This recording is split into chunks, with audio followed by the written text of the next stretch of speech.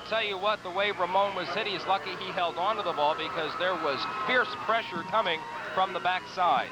Zepka, Johnny Zepka, the defensive end, was that backside pressure and puts the sack on. The second sack of the night for the Fighting Farmers as they get set for the return.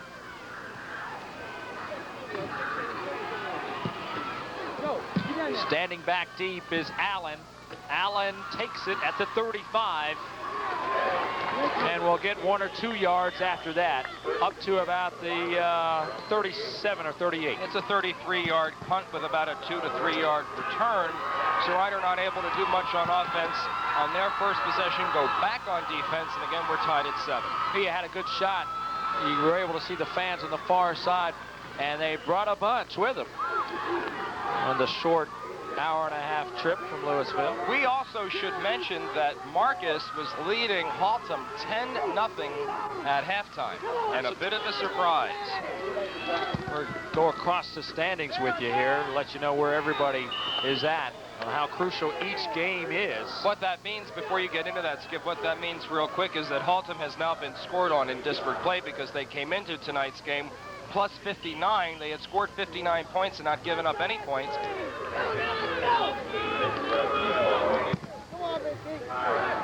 Second down, 8:05 left. The Coyotes are tied against Northwest late in the fourth quarter after being up 21-7. Play action. Caught. First down. Across the 50-yard line, in on the catch, Joel Battle. And I'll tell you what, Skip, Terry McClure is a little lucky that Joel Battle tripped himself up because that man was off to the races. McClure let him get behind him. I don't know where he was playing on that particular play, but he let the tight end get behind him, and as a result, Battle was able to pick up yardage to the Ryder 45-yard line. Crucial first down that was. Pitch. Here comes Hancock on the far side, up to about the 42-yard line. And Hancock didn't see much action here in the first half, but looks like they're going to try to go to him in the second. Yes, they certainly are going to try to do a little bit more on offense. Certainly they didn't have the ball enough in the first half to come up with anything decent. And so far on this series, they have been able to move the ball. Of course, the long pass play just completed a play ago, setting up now a 2nd and 6 with 7 minutes to go before the end of the third quarter. Kobe Wilson, play action again, looking to throw. His man is wide open. See you later. Touchdown. Lamont Turner, 47-yard touchdown pass from Wilson to Turner. He got behind Kevin Owens, who let his man just get free behind him, and that's another long touchdown pass completion for 6 points. And I can't say it more than what we've said.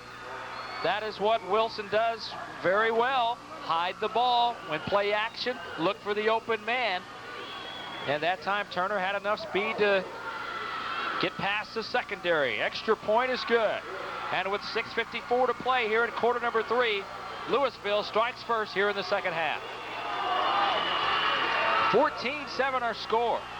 You're watching the game of the week on WFTV. Stay with us. We'll be back.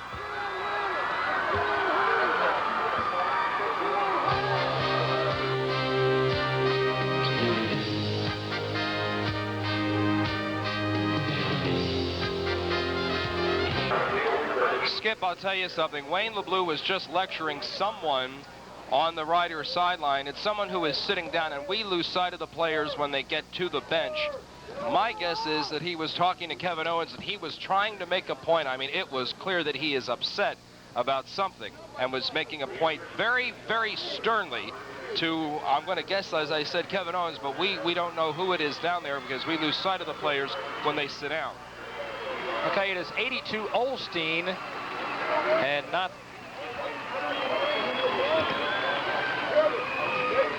Doesn't look like he's not hurt too bad, so he will more than likely see some more action. I think he got his bell rung, just judging by the way he is coming off the field. He just, he may have gotten his bell rung. He looks a little out of sorts right now, like he doesn't know where he's at. Crucial series for the Raiders. 6:48 here in the third. Lewis And I'm sure that is one thing that head coach Chuck Mills talked about at the halftime. So, hey, we've got to stop this Lewis guy. We stopped Lewis.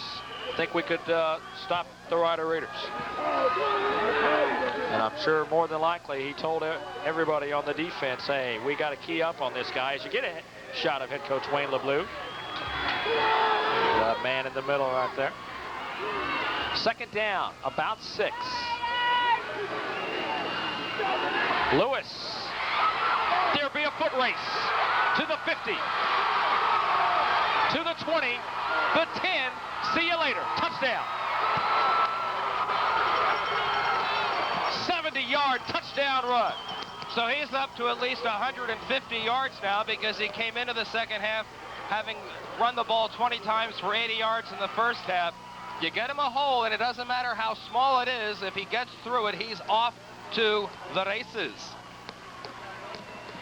Let's see where it opens up for him, Skip, because I'll tell you, I think he does most of this on his own. The first man that had a shot at him was Mark Bisson, number 67. Reuben Covington opened the hole that allows Mundral to pick up 70 and a tie game after the point after. And the Raiders answered the test as Lewisville scores in the first half. The Raiders come back. Lewisville opens up the second half. And the Raiders come back. We're tied at 14, 6:03 to play here in quarter number 3. We'll look at it coming at you from the ground level. And you see the hole open up. And then it's off to the races for Lewis. I'll tell you something, Skip. He is just lightning fast. He really is. I'd like to see him in a foot race with Robert Brooks, Willie Mozique, and a few other talented running backs that we've seen wear the Rider black and gold over the last few years. So Lewis coming in ranked number 2 as far as District 5-5A statistics are concerned. Ranked number 2 in that district standing, right behind Marcus Sanders, who is playing tonight for Denton, who had 103 carries, 745 yards. Depending on how he does tonight, Lewis should take over that spot. And as we mentioned earlier, number 4, the 4th leading rusher in the area is Lewis. And as we touched upon earlier, Raiders have always had a key tailback. And right now, Lewis is the man. Picked up at the 15. And up to about the 30-yard line on the carry. And that's where they will take over. Brown on the return. And with 5:57 left to play here in quarter number 3, we are tied at 14.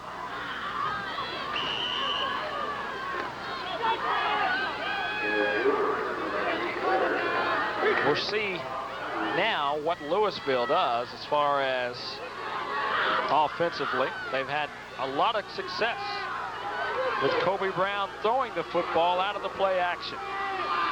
We'll see how they open up there. Nowhere to go that time. Howard Hancock was smothered by a host of Rider Raiders. No gain on the play, maybe a loss of 1 or 2 as they stretch the chains back. Believe that, it's a loss all the way back of 3 to the 27-yard line. So it'll be second down and about 13 to go as the play comes in from Brian Brown, who will line up at the top. Second down. Give this one, Turner trying to get outside, breaks a couple of tackles, back to the original line of scrimmage and 1+. Turner trying to get outside, and he's already gotten outside once before tonight. I'll tell you what, he was able to dipsy doodle his way almost to a long gain, but Scott Avery was able to contain long enough to bring him down after a short pickup. And now it is third down and 9. 3 on the pickup to the 28, and we have an official's timeout. Well, Frank Dombrowski is shaken up a little bit at the 25-yard line. He's got his helmet off. You like that name? Headed over to the sideline. You like that name, Frank Dombrowski? Does that sound like a linebacker? He's a tackle, though. he's shaken up just a bit. He will sit out one play. By the way, Skip, we were told earlier, Chris Smith, the center, and Arthur Godden as an offensive guard, not in the Lewisville offensive line tonight. One of those players, Smith, I believe he said, is out for the year. The gentleman who was kind enough to pass along that information. 3rd and 9. So Parker and Grimes replace them. Play action time again, and again is open. And the first down. Brown, Andre Brown, brought down by Kevin Owens. And Lewisville will keep the drive alive as we come to the 4:33 mark, and we're in the 3rd quarter. Let's give the Lewisville offensive line credit for one thing. They are giving quarterback Wilson time to spot a receiver and throw. On that particular reception right there, again, coverage in front of Kevin Owens, picks up a 1st and 10. Play action again. Oh, excuse me, this is right up the middle this time. Goes to Brown, Andre Brown on the carry. You get a shot at him, headed back to the huddle. Brown had an impressive game a week ago. 18 carries, 126 yards against Sherman. Ran a 46-yard touchdown run. Has yet to break loose tonight. 2nd and 8. Wilson. 1st down at the 45-yard line. Sean Perez brings him down. But not before Wilson rolled out, picked up the 1st down. And I'll tell you what, he got a good block by Brian Brown, the wide receiver, allowing him to pick up a little more yardage. And another one of those, at least for the time being, touchdown-saving tackles. Another 1st down. And as we mentioned in the first half, they were down on 1st downs. What was it, 14 to 3 on 1st downs? 11-3. 11-3. Cutting it back inside, Howard Hancock. Hancock gets a couple. But they were down 11-3 on 1st down. You know, something that is being very obvious now, becoming very obvious, is that now that Colby knows that he can throw the ball, he has opened himself up to where now he can also, they're also having success running the ball, because Riders defense a little gun shy now, especially with Wilson having completed some long passes for touchdowns tonight. Head coach Chuck Mills said a week ago it wasn't in the plan to throw the football, but Wilson just got hot and kept on throwing. 2nd down. Wilson. Excuse me, this time they hand it off to Brown. Byron Brown, the wide receiver. Back to the line of scrimmage. Coming to the 2:20 mark now. And another crucial 3rd down call for Lewisville, who is able to pick up on a couple of crucial 3rd down calls during this drive. Big defensive play coming up here for the Rider defense, and I'm telling you, Skip, it looks to be a situation where Riders D has got to be expecting pass all the way. Play action, Wilson has it. Throwing for the sideline and just out of the reach of the intended receiver, Brian Brown. Brown was closely guarded over there by Brian Lewis. There was a little incidental bumping going on. As we get set for the punt, I want to remind you about Ballpark Sports and Awards. Ballpark Sports and Awards is a very proud sponsor of the WFTV Channelton High School Player of the Week. Last week's winner, Rashad Hickman, Rider Raider number 32. Ballpark Sports and Awards for all your sports and awards needs. 4526 Fairway. Call 696-3213. Talk to Eddie Lavery. Ball's kick is high and angles for the sideline and will keep rolling. And brought down at about the 14-yard line. Deep field position, but they hold Lewisville from getting in the end zone, and they get the ball back with 1:42 to play here in quarter number 3. Some other key games coming up on WFTV. We will have MSU taking on Sol Ross, as we heard Donnie Lang give his prediction on that one, and then Hershey takes on Mineral Wells. Check your local listings for the game and time in your area. 1:42 left here in quarter number 3. Here comes Lewis. Breaks a tackle. Tries to get yard line, and Lewisville didn't want to see him in open field. I'll tell you what, though, he almost was able to break another long gainer. He picked up 9 on that play from the 14 to the 23. It's second down and short, and it looks like Ryder going to be able to at least run the third quarter out and go into the fourth quarter still with a 14-14 tie. Allen on the last tackle from behind, by the way. 2nd and 1. Play action to throw. He's open. Down the sideline. It's a first down. Robin Pierce, the 5'10", 146-pound junior, makes the catch and a first down. He just did a little square out to the right side and got free for yardage that takes the ball from the 23 to the 37-yard line. A 14-yard pickup, 1st and 10 as we hit the 101 mark. The clock momentarily stopped to move the chain. Actually, he went out of bounds, so that's why the clock stopped. I didn't see him go out of bounds, but still, Ryder with the ball, 1st and 10. His first catch of the season as well. Flanagan throwing the football well. Pitch out to Hickman, and Hickman gets tripped up. Doing a fine job getting back there was Allen, and Dwayne Allen has been all over the field. I'll tell you what, if Rashad had been able to keep his balance, he might have been able to break a long gainer there, but still he was able to get a yard to the 38 with 41 seconds to go.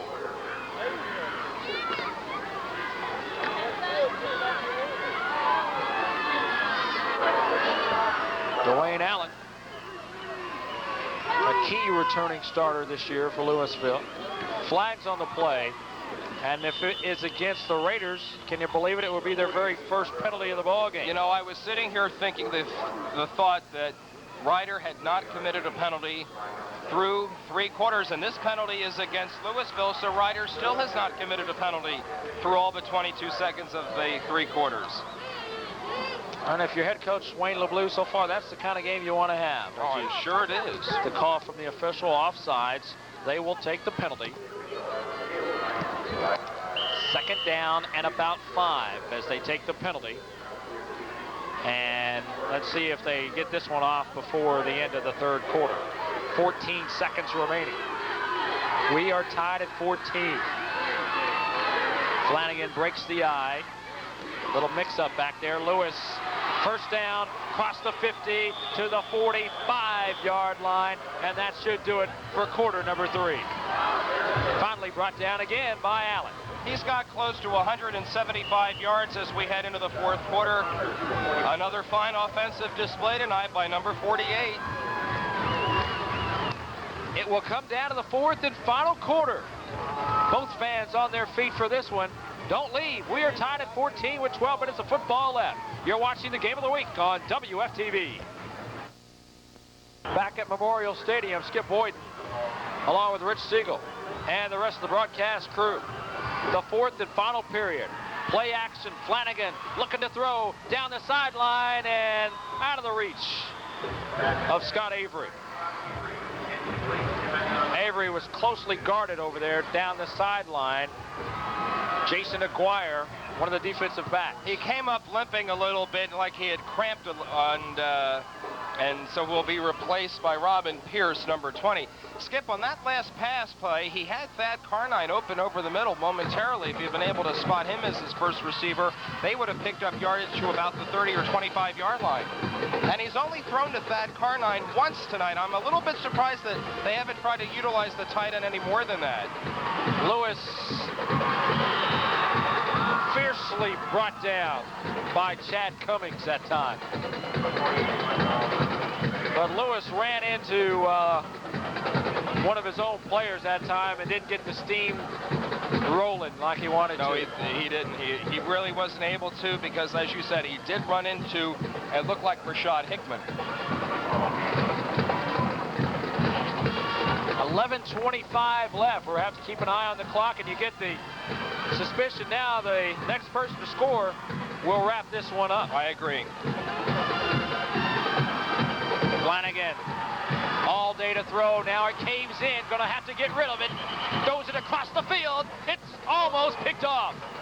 That had touchdown, INT all over it. Dwayne Allen had his hands on it. Again, let's give credit, Skip, to the Lewisville secondary, because for a while, Flanagan had loads of time to throw the ball, but he just could not find a wide receiver. So it is punt time, and Brown will drop back to punt it away. Allen back deep. Here comes the pressure. And this one goes past him and out of bounds inside the 10. Let's see where they officially mark it at. Maybe the 11. That's where they put it at. And what a lucky bounce they got that time, right past Allen. Home cooking on that one.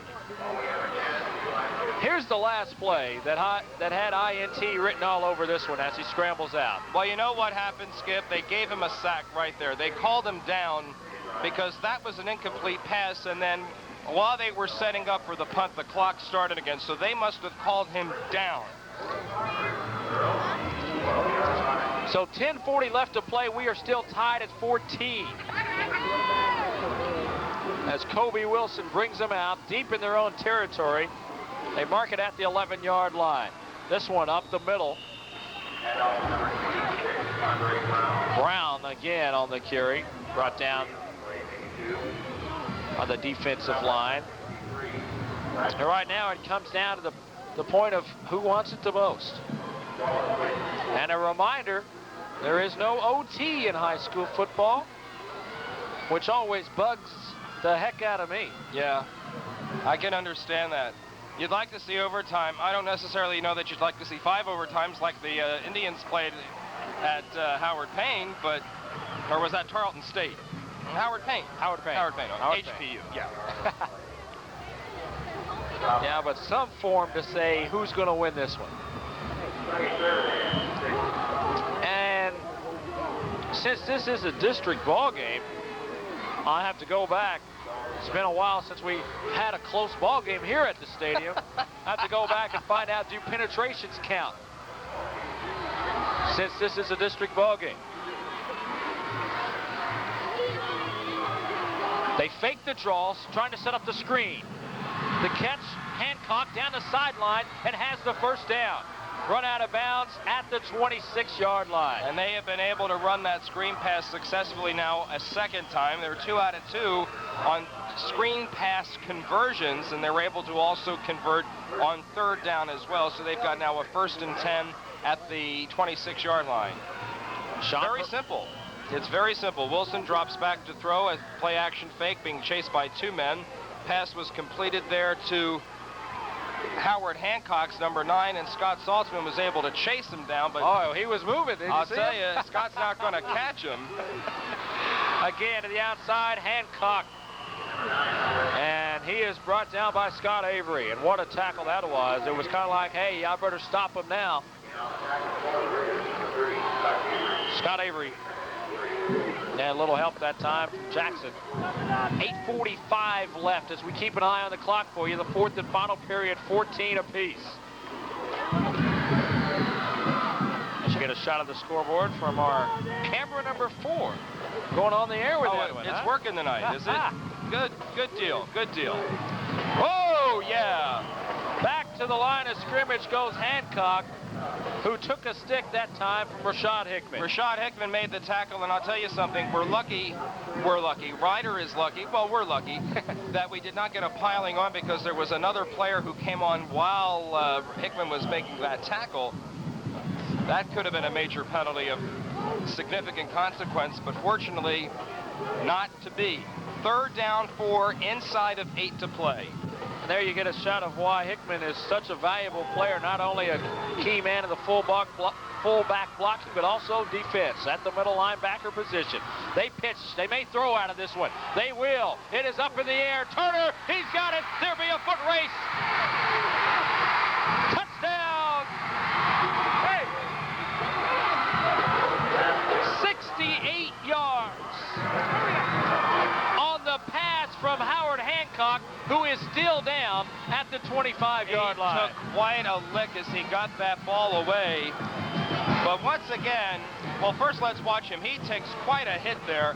How in the world does this man get as open as he got?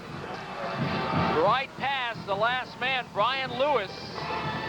And Turner is in for the second time tonight. Oh my, what a play as you get a shot of Mills and Howard Hancock, who is up and headed over to the sideline. Might have been the play of the game. As the Lewisville fans get fired up on the far side, Hancock checking out. You get a shot of head coach Chuck Mills. Montrell Lewis is still going to have a response to that. I'm sure as I'm sitting here looking at you that Montrell is going to have a response. Wayne LeBlue now talking to Brian Lewis. You know, the interior line tonight for Ryder has played well. Potter's kick is good, barely. Sorry. It was about to go off, but he got it. By and large, Ryder's linebacking has been good. The secondary play tonight has not been good at all, and it's cost them 3 times now. There's timeout on the field.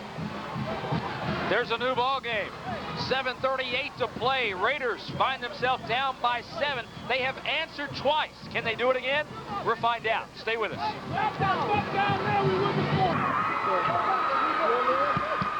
This could have been, or might be, the play of the game. Well, so far it would have to be, because it gives the Fighting Farmers a 21-14 lead. One of those flea flicker plays. Howard Hancock's throwing to Lamont Turner, who got behind coverage. Let's see if we can see who gets the stick there. I'm going to say Rashad Hickman may have been the one who was able to put Hancock's on his back, but this man, number 5, Lamont Turner, gets wide open behind Brian Lewis and Scott Avery. And that's 21-14 Lewisville. The man in the middle, Scott Avery. Back up to the 20-yard line.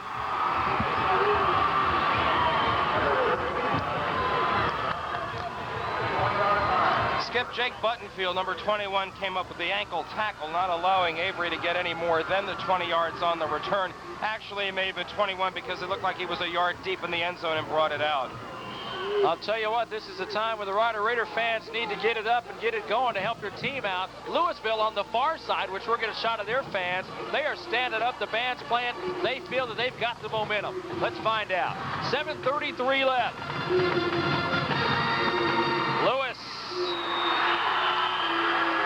up to about the 23-yard line. Those are the Lewisville faithful, having made the drive up I-35 to 380 to 287. Is that how they would have gotten here? Something like that.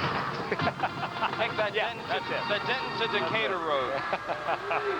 I don't go that way, that's but where the once cops, you say 287. That's where the cops hang out. Pickup of 3 on the last play. 2nd and 7 as they work out of the eye. Flanagan gives Lewis, and Lewis across the 25 to about the 26-yard line. Velma in on the tackle. And a crucial 3rd down call right here. You know, I'm a little bit perplexed, is a good word right now, as to where the passing game might be at this point. And really not throwing to the tight end any more than I thought he'd be throwing to tonight, because Thad's got good hands. He runs good routes. Maybe we'll see him on 3rd and 3. In motion is Pierce. They run the option. They pitch. And a clip's going to be called. Bring it back. Right in front of the official as they tried to make the key block.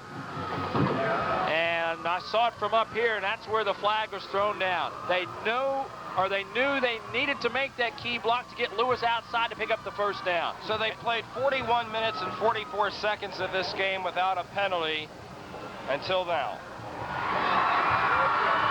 And the roar you hear from the Lewisville fans, of course, they have to take the penalty because Lewis had enough for the 1st down as we isolate on the play. Yeah, There's the clip right there. Hickman knew he needed to make the block to get Lewis to the outside, but just behind him a bit. Now we will see how they respond here. 3 timeouts